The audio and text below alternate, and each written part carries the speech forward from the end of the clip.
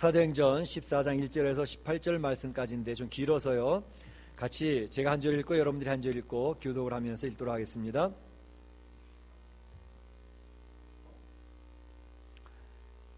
사도행전 14장 1절입니다. 이에 이고니온에서 두 사도가 함께 유대인의 회당에 들어가 말하니 유대와 헬라의 허다한 무리가 믿더라.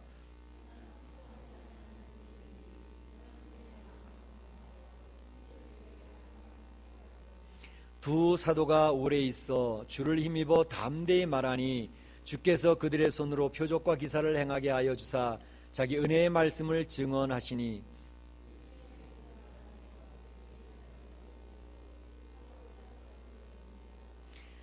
이방인과 유대인과 그 관리들이 두 사도를 모욕하여 돌로 치려고 달려드니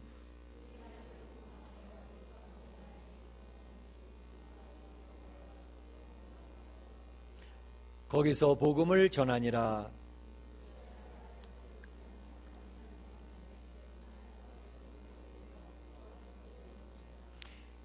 바울이 말하는 것을 듣거늘 바울이 주목하여 구원받을 만한 믿음이 그에게 있는 것을 보고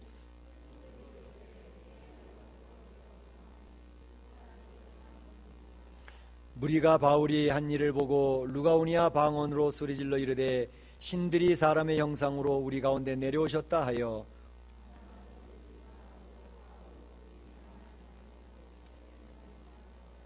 시위의 제우스 신당의 제사장이 소와 화환들을 가지고 대문 앞에 와서 우리와 함께 제사하고자 하니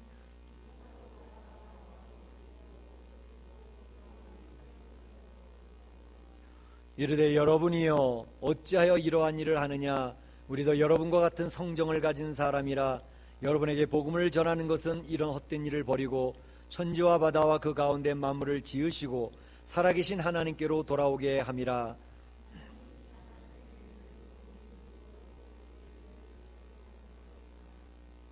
그러나 자기를 증언하지 아니하신 것이 아니니 곧 여러분에게 하늘로부터 비를 내리시며 결실기를 주시는 선한 일을 하사 음식과 기쁨으로 여러분의 마음을 만족하게 하셨느니라 하고 자기에게 제사를 못하게 하니라. 아멘. 여러분들은 전도의 현장에 계시어 보신 적이 있으신지요? 개인 전도는 물론이고 특별히 노방전도에 참여하셔서 전도했던 그런 경험이 있으신가 제가 굉장히 궁금합니다. 아마 노방전도 같은 데 참여하셔서 그런 전도했던 그런 경험이 있으신 분들은 하나님의 특별한 역사들을 경험한 그런 간증들이 많이 있으실 겁니다. 때로는 당황스럽고 창피하기도 했었고 때로는 신나기도 하고 아주 참 내가 예수님 믿은 것에 대한 어떤 그런 자부심 이런 것들이 느껴지는 그런 현장들을 여러분 경험을 하셨을 것입니다.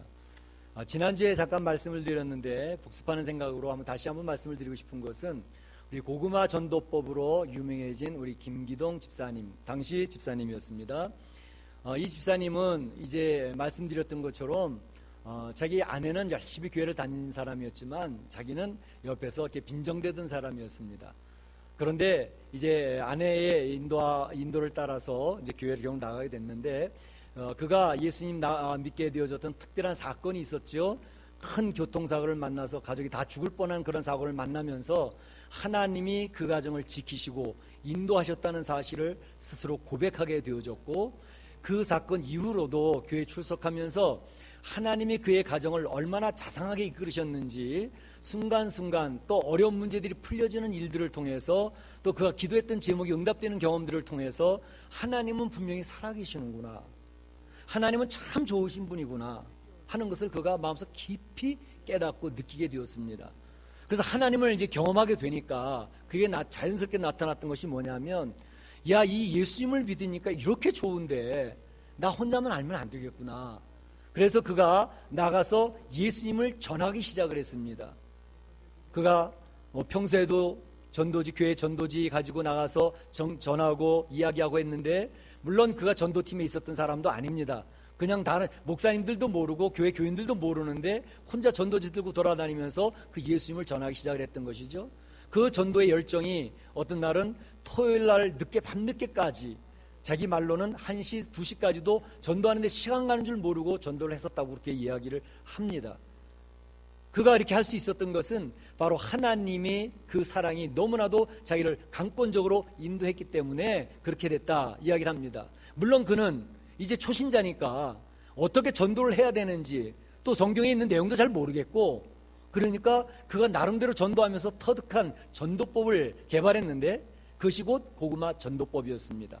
고구마 전도법이라고 하는 것은 바로 젓가락 2개, 옛날에 우리 할머니 할아버지가 이제 고구마 찧어줄 때 젓가락 가지고 고구마 찔러보지 않습니까? 익었나 안 익었나. 푹 들어가면 익은 거죠. 안 들어가면 안 익었구나, 생고구마구나 하고서 젓가락을 찍어보면서 고구마가 익었는지 안 익었는지를 구별해내는 그 방법을 그가 개발을 하게 된 것입니다.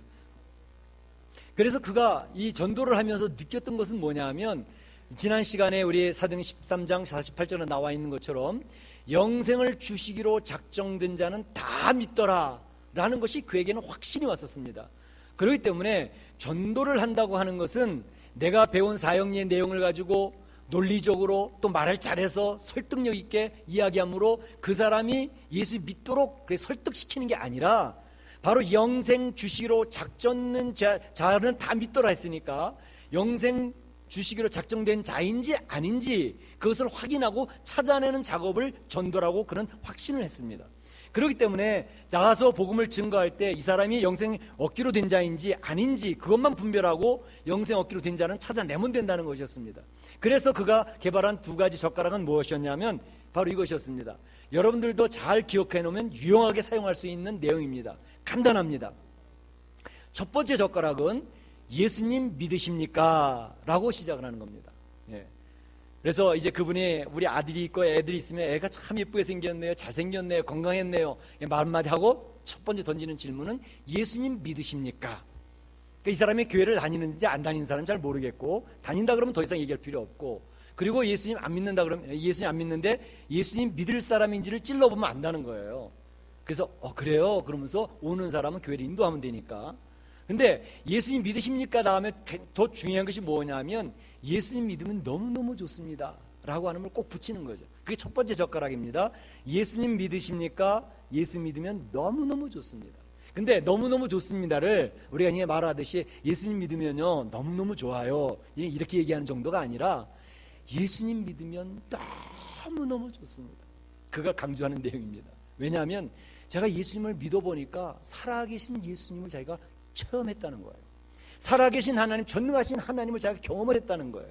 그렇기 때문에 내 안에 있는 이 예수님, 이 살아계신 예수님을 너도 믿고 너도 복받고 너도 잘 됐으면 좋겠어. 그 간절함이 넘쳐나니까 예수 믿으면 너무너무 좋다는 거예요. 그 얘기를 하면 어떤 사람은 그렇게 좋아요? 정말 좋아요? 교회 나가면 그렇게 좋은 거예요? 그리고 교회 나오는 사람이 있더라는 거예요.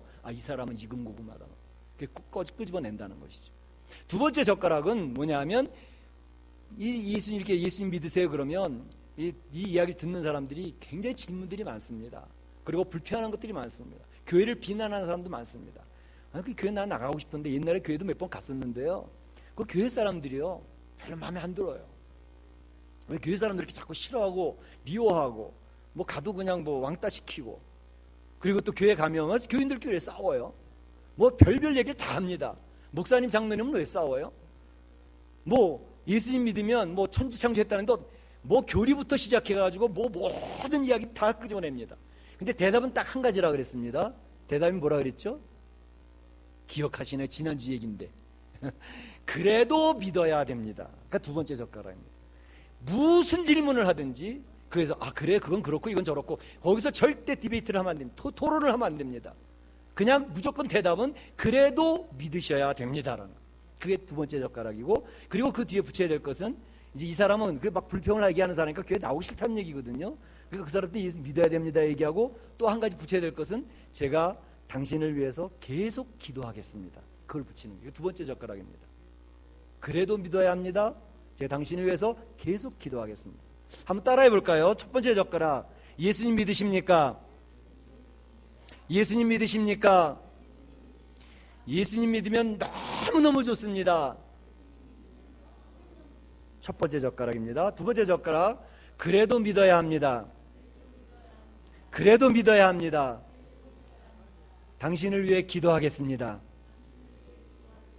그 두 가지, 그것만 여러분 기억하시고 전도하시면 됩니다. 그래서 전도 현장을 나갔다고 하는 것은 굉장히 중요한 것이 예수님을 믿으면서 자신이 살아계신 하나님을 경험했다는 뜻입니다. 하나님께서 나에게 엄청난 사랑을 주셨다는 것을 간증으로 가지고 있는 사람입니다. 그 하나님 앞에 기도했던 것을 응답받았다는 것을 의미하는 사람입니다.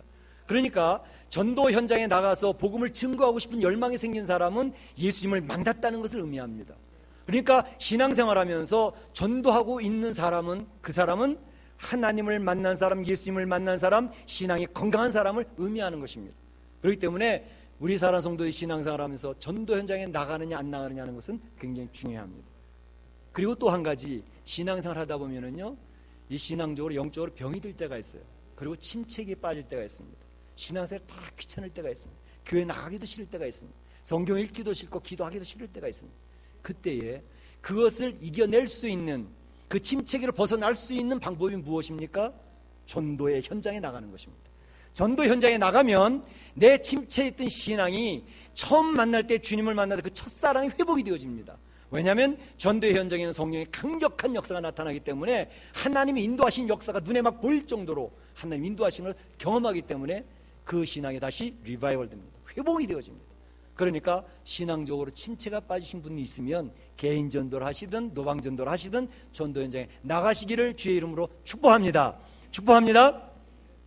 오늘은 여러분에게 전도의 현장 두 곳을 보여드리려고 합니다. 전도의 현장, 한 전도의 현장은 굉장히 참 힘이 들고 어려웠던 가슴 아픈 전도의 현장이었습니다. 또 하나의 현장은 전도 현장에서 승리를 맛보게 되는 신나고 기분 좋은 전도의 현장입니다. 이 두 가지를 보면서 우리가 이 두 가지를 다 경험할 수가 있는데 어떤 전도 현장을 만나든지 우리 사랑 성도들이 승리할 수 있으면 좋겠다 하는 것입니다. 첫 번째 전도 현장은 가슴 아픈 전도 현장입니다. 이고니온에서 있었던 일입니다. 지난 시간에 말씀드렸던 것처럼 BCD 안디옥에서 사도 바울은 이스라엘의 역사를 들어서 그 역사관을 가지고 하나님을 증거했죠.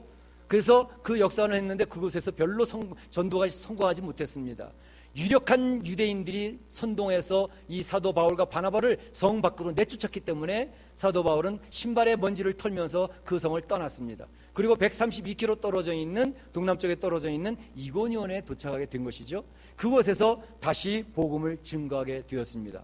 그런데 이게 웬일, 하나님 말씀을 증거하는데 얼마나 놀라운 역사가 일어나는지 유대인을 비롯해서 헬라인까지 많은 사람들, 오늘 성경에 나와 있는 것처럼 유대인들, 유대와 헬라의 허다한 무리가 믿더라 그랬습니다. 허다한 무리가 믿더라. 많은 사람이 예수님을 영접을 하는 거예요. 얼마나 기분 좋았겠습니까? 그런데 그것도 잠시, 금세 저항이 나타났습니다. 영적 싸움이 시작됐습니다. 3절 2절에 있는 것처럼 그러나 순종하지 아니하는 유대인들이 이방인들의 마음을 선동하여 형제들에게 악감을 품게 하거늘 그랬습니다. 유대인들이 선동해서 이방인들이 예수님을 믿지 못하도록 그렇게 악한 나쁜 마음을 품고 그들의 대들도록 그렇게 선동을 했다 하는 것입니다. 저희는 신앙생활하면서 참 늘 이렇게 고민에 빠지는 일들이, 하나님은 전능하신 하나님이고 하나님의 역사는 지금 도저히 흘러가고 있는데 어떻게 하나님의 사역에 저항이 생길 수 있을까 하는 것들이 종종 우리들에게는 참 고민의 내용들이기도 합니다. 전도하는 거 하나님 기뻐하시는, 하나님 원하시는 거 아닙니까? 그런데 저항이 생깁니다. 왜 그렇습니까? 영적 싸움이기 때문에 그렇습니다. 하나님 나라 갈 때까지 성도들은 영적 싸움을 계속해야 됩니다. 내 안에 죄악과 내가 계속 싸우는 영적 싸움이 내 안에 있습니다. 교회 생활도, 교회 생활이 예수 믿는 사람들 다 모여 있는 것 같지만 이 안에도 영적 싸움이 계속되고 있습니다. 또 바깥에 나와서 신앙생활 하는데도 그곳에서 영적 싸움이 계속되고 있습니다. 그 영적 싸움이 있다는 사실을 기억을 하고, 우리 신앙은 항상 영적 싸움, 상대가 있다는 사실을 기억을 하고 좌절하거나 낙심하지 않으셔야 될 것입니다. 때로는요, 참으로 참 이해되지 않는 것이, 이 신앙생활을 잘하는, 신앙 고백을 정확히 하는 그런 사람들이 영적 싸움에서 우리 편에 서야 되는데 상대편에 서가지고 영적 싸움을 싸워야 되는 그런 경우들도 있습니다. 여러분, 목사가 사단의 도구로 사용된다는 사실을 아십니까? 무슨 말씀이에요? 목사가 사단의 도로 사용될 수 있다고요? 그렇다니까요. 충격적인 일이죠. 예를 들어 말씀드릴게요. 예수님에 대한 신앙 고백을 정확히 했던 베드로가 있습니다. 그런데 그 베드로를 향하여 예수님 말씀하시기를 사단아 물러가라 이렇게 말씀하십니다. 왜? 신앙 고백을 정확히 했던 베드로인데 베드로를 향해서 사단아 물러가라 말씀하시다니 도대체 이해가 되지 않지 않습니까? 왜 그럴까요? 사단이, 이 베드로가 사단은 아니에요. 베드로를 사단이라 그러진 않지요. 그러나 베드로라고 하는 이 유명한 수제자, 예수님의 수제자를 바로 사단이 도구로 사용하고 있었다고 하는 것을 예수님이 이야기하고 계시는 겁니다. 베드로도 사단이 도구로 사용을 하신다니까요. 그 목사 하나 사용하는 거 뭐 어렵겠어요? 예수님이 말씀하시는 것은 뭐냐 하면 바로 내가 하나님의 일을 생각하지 아니하고 사람의 일을 생각하는도다 이렇게 얘기를 하는 것이죠. 하나님의 뜻에 초점을 맞추는 게 아니라 사람의 뜻에 초점을 맞추니까 사단의 역사가 사단의 도구가 되어진다는 거 이야기를 하는 것입니다. 그러니까 목사가 정신을 바짝 차려야 되는 것은 이게 하나님이 원하시는 것인지 사람들이 원하는 것인지 사람의 뜻에 비율을 맞춰야 될 것인지 하나님이 기뻐하시는 일을 해야 될 것인지 이 분별을 잘못하면 목사가 사단의 도구가 된다니까요. 어찌하겠습니까? 그래서 기도해야 되고 그래 하나님 앞에 매달려야 되는 것이죠. 참으로 유대인들 하나님을 잘 믿는 사람들이지 않았습니까? 근데 그들이 바로 사단에게 쓰임받고 하나님의 복음을 증거하는 가장 강력한 저항군이 되고 있다는 것을 알 수가 있습니다. 긍정적인 말로 상대방의 약점을 감싸주면서 화목하게 하는 사람은 하나님의 아들들입니다. 팔복에서 나와 있는 것처럼 화평케 하는 자는 복이 있나니 하나님의 아들이라 일컬음을 받을 것이요 이렇게 얘기합니다. 그러니까 화평 피스메이커가 있어요. 교회 안에서도 보면 열심히 성도들 갈라진 틈을 묶어나가고 다른 사람의 약점을 감추면서 그 사람 좋다고 이야기를 해주면서 문제를 해결하는 피스메이커들이 있습니다. 그 사람들은 하나님의 아들들입니다. 하나님의 자녀들입니다. 근데 트러블 메이커가 되면 안 됩니다. 그러면 그 사람이 사탄은 아닌데 사단에게 쓰임받고 있는 사람들입니다. 참으로 안타까운 일들이 그런 일들이 우리 현장에 나타나고 영적인 싸움이기 때문에 그렇습니다. 이제 아픈 곳을 찌르면서 부정적인 말로 형제들에게 악감을 품게 하고 나쁜 마음을 품게 하는 그러한 것은 나쁜 이런 영적인 싸움이 일어나서 가슴 아픈 사역의 현장이 된다는 것을 볼 수 있습니다. 오늘 가슴 아픈 현장은 두 내용이 있는데 그것이 뭐냐 하면 이 한꺼번에 허다한 무리가 예수님을 믿는데 그들이 갈라졌다는 거예요. 둘로 나눠졌습니다. 유대인을 쫓는 자가 생겼고 두 사도를 쫓는 자가 생겼습니다. 더군다나 이제 이방인과 유대인과 관리들이 합심해서 돌을 던져서 두 사도를 죽이려고 하니까 두 사도가 도망갑니다. 그들이 알고 도망하여 사도들이 도망가는 거예요. 바나바와 바울이 지금 도망가고 있는 중입니다. 하나님의 복음을 증거하는 자가 이렇게 처참하고 초라하게 도망가야 되나? 사도 바울의 마음이 굉장히 힘들었을 거예요. 야, 하나님의 이렇게 초라하게 도망가야 되나? 그때 하나님의 사람들 우리 전도 현장에 나가시게 되면 이러한 일들이 비일비재합니다. 야, 뭐 교회에서 열심히 기도하고 합심 기도하고 전도 현장 나와서 우리 예수 믿게 하자. 근데 나와 보니까는요, 뭐 말을 입을 못 띄겠어요. 말 한 번 하다가 큰일 나겠어요. 그러니까 자꾸 움츠려들어요. 눈치 보고 왔다 갔다 이쪽 구석 저쪽 구석 왔다 갔다 전도지 몇 장 주고 도망가 버립니다. 이게 비참해서 이게 느껴질 때가 있거든요. 야, 우리가 이거 뭐 이렇게 왜 이러고 있어야 되지? 그럴 때 성도들이 어떻게 해야 될 것인가? 성도들이 연약하면 느껴지고 초라하게 느껴질 때 성도들은 예수님을 바라봐야 됩니다. 히브리서 12장 2절에 나와 있죠. 예수를 바라보라. 믿음의 주에 온전케 하신 예수를 바라보자. 그가 기쁨, 앞에 있는 기쁨을 위하여 십자가를 참으사 부끄러움을 개의치 아니하셨다. 그래서 하나님의 보좌 우편에 앉으셨다. 이렇게 얘기를 하잖아. 예수님을 바라보면 힘을 얻을 수 있습니다. 담대해질 수 있습니다. 사랑하는 성도 여러분, 전도 현장이든 사역의 현장이든 신앙생활에서 힘이 빠질 때는 예수님을 꼭 바라보시기를 바랍니다. 사도행전 27장에 보게 되면 사도 바울이 굉장히 힘든 고비를 맞는 장면이 나옵니다. 유라굴로 그 광풍을 만나가지고 사도 바울은 물론 예수님 증거한다는 것 때문에 죄수의 몸이 되어져서 이제 로마로 가고 있는 중이었습니다. 근데 그 안에 276명의 사람들이 같이 타고 있었는데 그 배가 다 깨어져서 이제 다 죽게 되어진 상황이에요. 사도 바울이 하나님 앞에 엎드려 기도합니다. 하나님, 지금 이 안에 사람들도 많고 그런데 또 주님, 저를 로마에 가야 된다고 말씀하시지 않았습니까? 제 사역이 여기에서 끝입니까? 이제 여기서 죽는 겁니까? 하나님 앞에 기도하는데 하나님이 그 저녁에 주의 사자를 보내십니다. 그가 얘기하는 것은 어젯밤에 주의 사자가 나의 곁에 서서 말하되 바울아 두려워 말라 말씀하셨다. 하시는 말씀이 뭐냐 하면 이 배에 타 있는 사람은 한 사람도 죽지 아니한다. 그리고 내가 바로 로마 가이사 앞에 서야 되기 때문에 내가 지킬 거야. 이렇게 얘기하셨다고. 그러면서 사도 바울이 그 배에 탄 모든 사람 지금 두려워 떨고 있으면 이젠 죽었구나 하고 있는 상황이죠. 그들의 이야기를 여러분이요 안심하십시오. 하나님이 말씀하셨습니다. 나는 하나님이 말씀하신 그대로 되리라고 하나님을 믿습니다. 그 사람들을 다 위로하는 거예요. 다 죽어져가는 사람을 위로하고 있는 거예요. 그러니까 그가 하나님 앞에 엎드려 주님을 바라볼 때 주님께서 그에게 나타나셔서 유례의 말씀을 주시지 않습니까? 사랑하는 성도 여러분, 사역하다 어려운 현장을 만납니다. 힘든 일을 만납니다. 그때 여러분들은 주님을 바라보세요. 예수님을 바라보세요. 주님께서 여러분 힘 주실 줄로 믿습니다. 그 다음에 신나는 사역 현장을 말씀을 드리겠습니다. 신나는 사역 현장은 이제 그 이고니온에서 떠나서 루스드라로 갔을 때였습니다.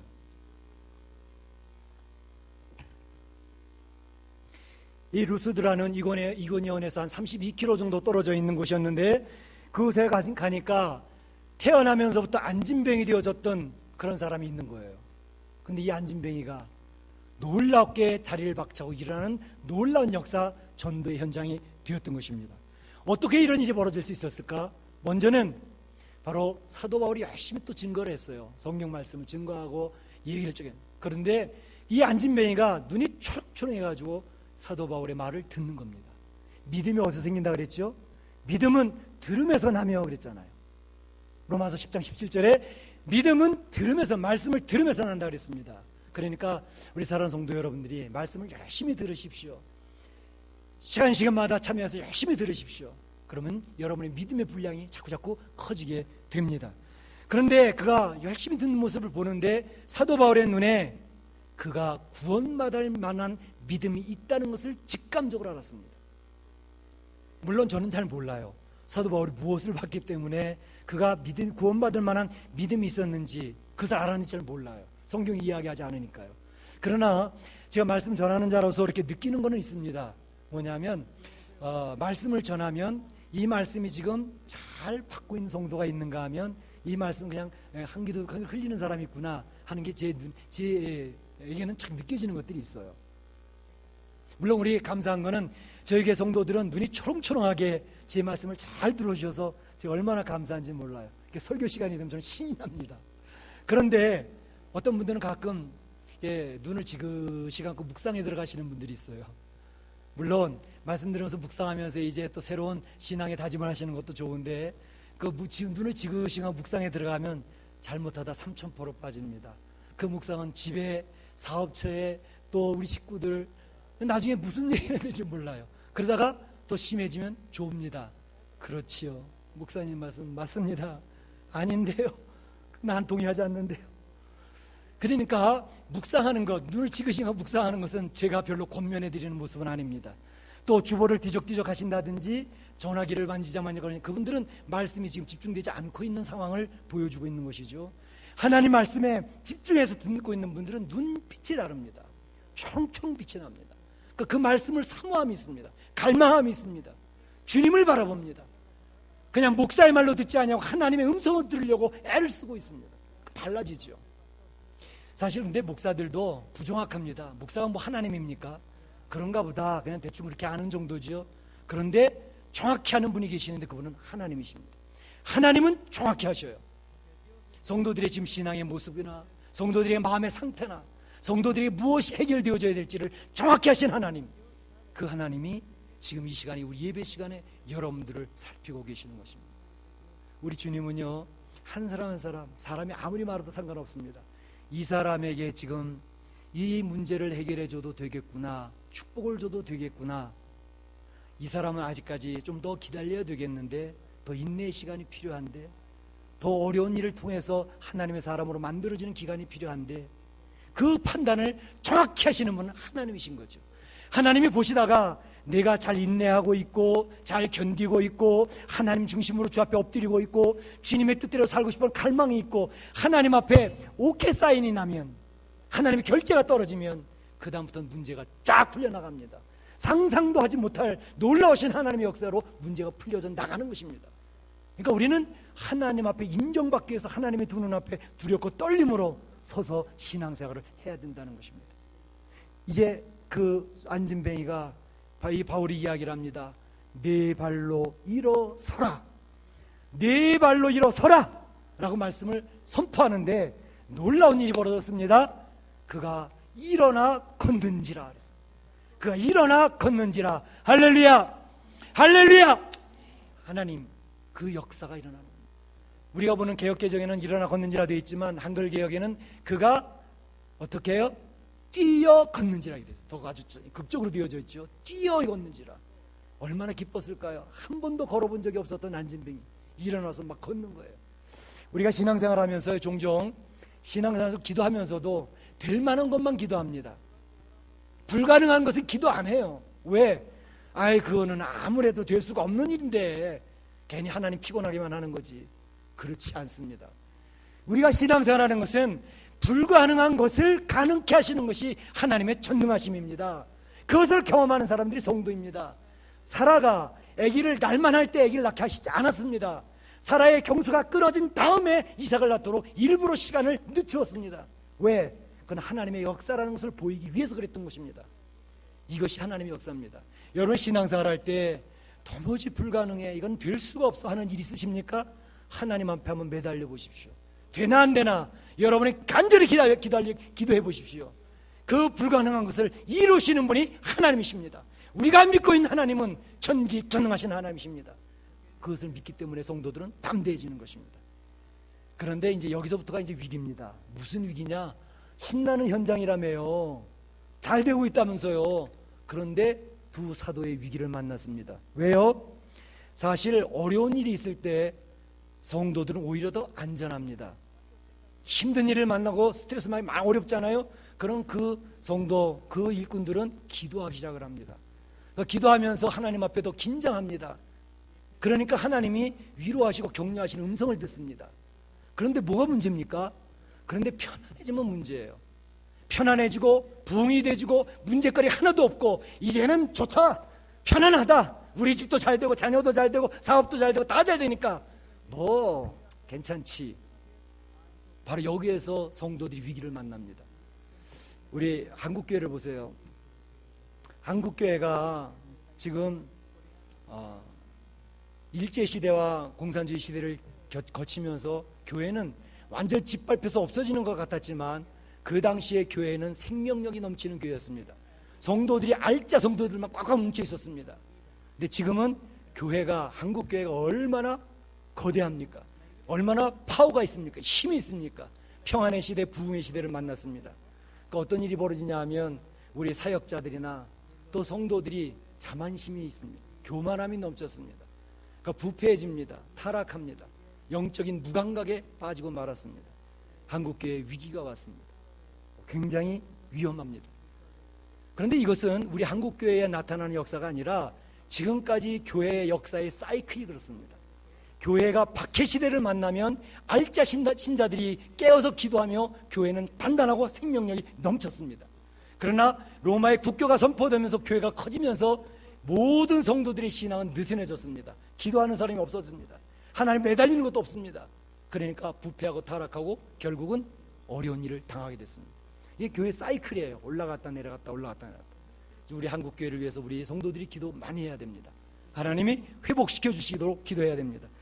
이럴 때 바울과 바나바 우쭐할 수 있는 상황이죠. 나면서 안진뱅이가 일어났으니까 봐라, 나의 능력을 봐라, 내가 얼마나 멋지게 하나님의 사역을 했는지 우쭐할 수 있잖아요. 그들이 와가지고 제우스라고 이야기하며 또 제우스의 대변인 헤르메스라고 이야기하며 그들에게 손을 잡아서 화관을 들여서 제사를 하려고 합니다. 그럴 때 바나바와 바울이 이야기합니다. 이게 어찌된 일이냐고. 옷을 찢으며 이야기하기를 우리는 당신들과 똑같은 사람이야, 우리한테 이렇게 제사를 하면 안 되는 거야. 오직 예배와 제사는 하나님께만 드리는 거라니까.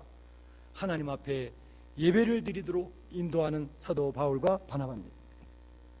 우쭐할 수 있고 넘어질 수 있는 위기를 만났는데 그들은 하나님의 이름 앞에 자신을 숨기면서 그 위기를 극복합니다. 신나는 사역 현장에서 우리는 종종 위기를 만나는 것은 자기를 앞세우고 나를 나타내고 나의 힘이 있음을 드러내는 것을 통해서 큰 어려움을 만나기가 쉽습니다. 이러한 어려움에 빠지지 않도록 조심을 해야 될 것입니다. 이제 말씀 마칩니다. 우리가 신앙생활 하면서요, 전도의 현장에 나간다는 것은 여러분이 하나님의 자녀라고 하는 것을 증명하는 길입니다. 왜냐하면 내 안에 살아계신 하나님이 경험되어졌기 때문에, 좋으신 하나님을 체험했기 때문에 그분을 전하지 않을 수 없다라고 해서 나가는 겁니다. 근데 그 현장은 그렇게 만만치가 않습니다. 힘듭니다. 초라해지고 좌절하는 그런 현장도 만납니다. 때로는 신나는 현장도 만납니다. 그래서 기분 좋을 때도 있습니다. 그러나 하나님께서 어떠한 상황이든지 여러분과 함께 하실 것입니다. 오늘 김기동 집사님이 예수님을 믿고 그렇게 즐겁고 그렇게 기뻐서 전도했던 것처럼 우리 사랑하는 성도들이 전도의 현장에 나가서 승리하기를, 하나님께 영광 돌리고 이 잊어버린 자를 찾아내는 귀한 역사를 감당하시는 성도들이 되시기를 주의 이름으로 축원합니다. 축원합니다. 네, 기도하겠습니다. 한번 조용히 기도해 주시기를 바랍니다. 내 마음에 자리 잡는 말씀 한 가지만 붙들고 기도하시면 되겠습니다. 같이 기도하시기를 바랍니다.